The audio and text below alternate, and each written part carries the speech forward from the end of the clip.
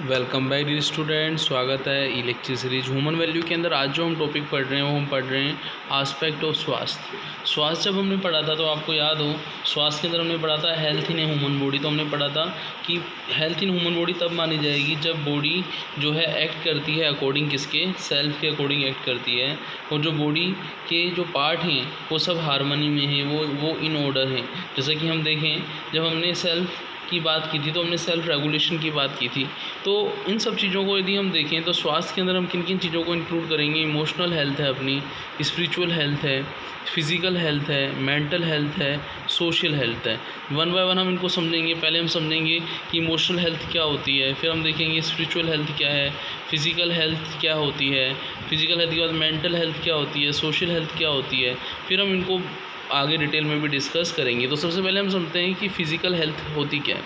Physical health का मतलब ये हुआ कि यदि कोई पर्सन है वो अपनी फ़िज़िकल हेल्थ के बारे में जानना चाहता है तो उसके अंदर हम किस किस को इंक्लूड करेंगे।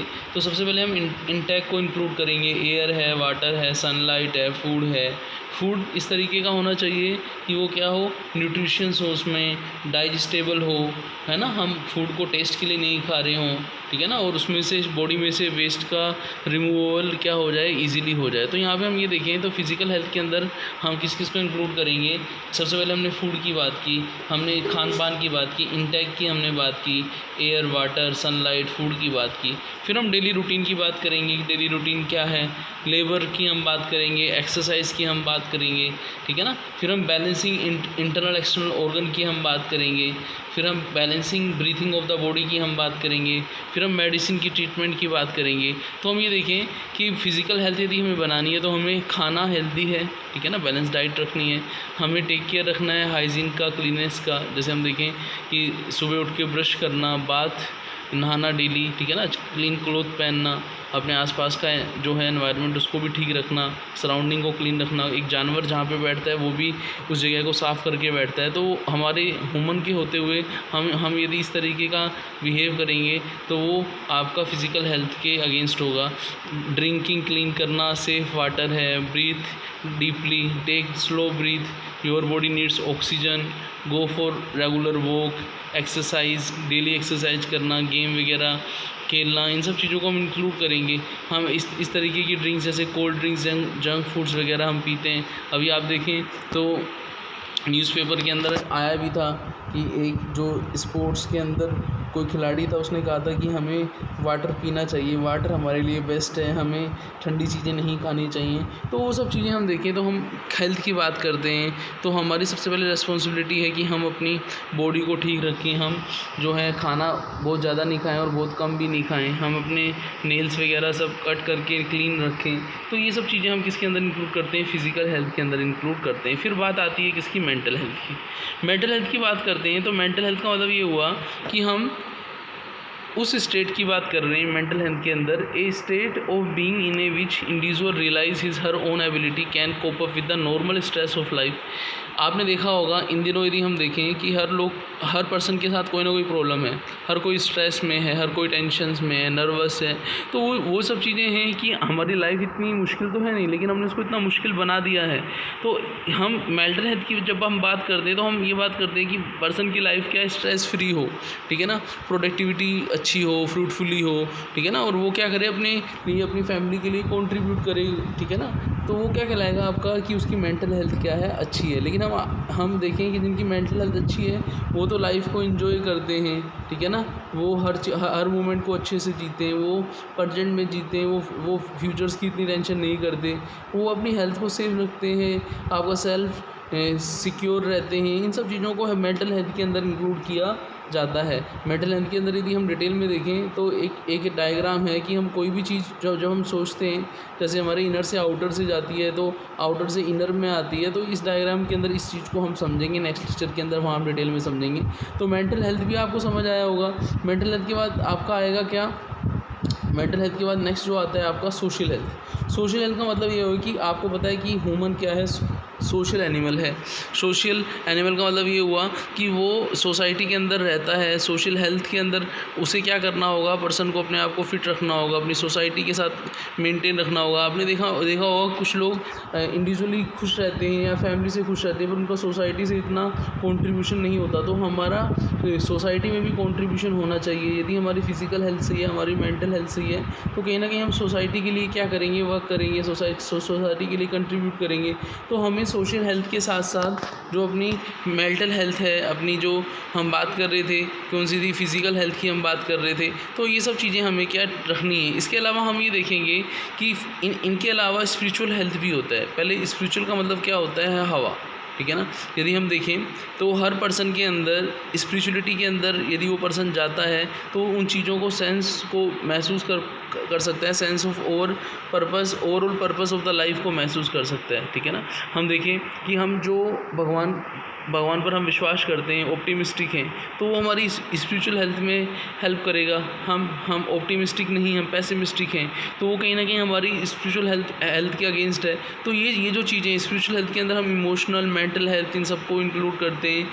हमने लाइफ के जो गोल सेट किए हैं उन्हें कैसे अचीव करना है, उसमें कौन सी चीज़ हमारी हेल्प करेगी, वो सब चीज़ें, वो जो एनर्जी है, उन सब चीज़ों को हम अपनी लाइफ के अंदर इन्वॉल्व करें। हम एडवर्सिटी से हम बचें, हम स्पिरिचुअलिटी के अंदर रहें, हम कहीं ना कहीं अपनी हेल्थ को क्या करें, इम्प्रूव करें, स्पिरिचुअल हेल्थ को हम क्या करें, इम्प्रूव करें। तो यहाँ पे आप देखें, people often find this purpose from belief और फेथ सिस्टम, कि हर पर्सन का एक बिलीफ सिस्टम होता है, एक फेथ सिस्टम होता है।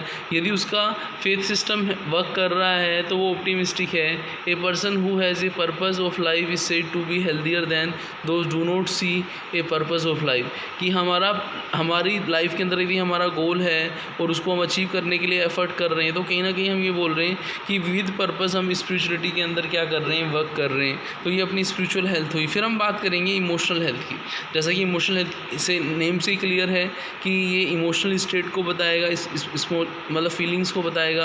कि एक पर्सन आप ये देखें, कुछ लोग इस तरीके से होते हैं कि वो अपनी फीलिंग्स पर कंट्रोल कर लेते हैं, और कुछ लोग इस तरीके से होते हैं वो अपनी फीलिंग पर कंट्रोल नहीं कर पाते। तो इमोशनल हेल्थ उनकी स्ट्रॉन्ग मानी जाती है जो अपनी फीलिंग पर क्या कर देते हैं, कंट्रोल कर देते हैं। जैसे कि छोटा सा एग्जांपल मैं आपको दूंगा। जब आप लास्ट यूनिट के अंदर आएंगे तो वहाँ पे हम क्या समझेंगे कि प्रोफेशनल बिहेवियर क्या होता है। तो प्रोफेशनल बिहेवियर के अंदर मैं आपको वहाँ पे सिखाऊंगा कि बच्चों जो प्रोफेशनल बिहेवियर होता है उसके अंदर हम क्या करते हैं, हम अपने बिहेवियर के अंदर क्या कॉन्फिडेंशियलिटी लाते हैं, इंटीग्रिटी लाते हैं, ऑनेस्टी लाते हैं, प्रोफेशन की जो चीज़ें रिक्वायर हैं उन सब चीज़ों को हम लाते हैं। तो कहीं ना कहीं हमें अपनी इस इमोशनल हेल्थ को स्ट्रॉन्ग करना होगा, नहीं करना होगा, बताओ। यदि हमारे इमोशन इस तरीके से, एक छोटा सा एग्जांपल मैं आपको दूंगा, आपको उससे और क्लियर होगी।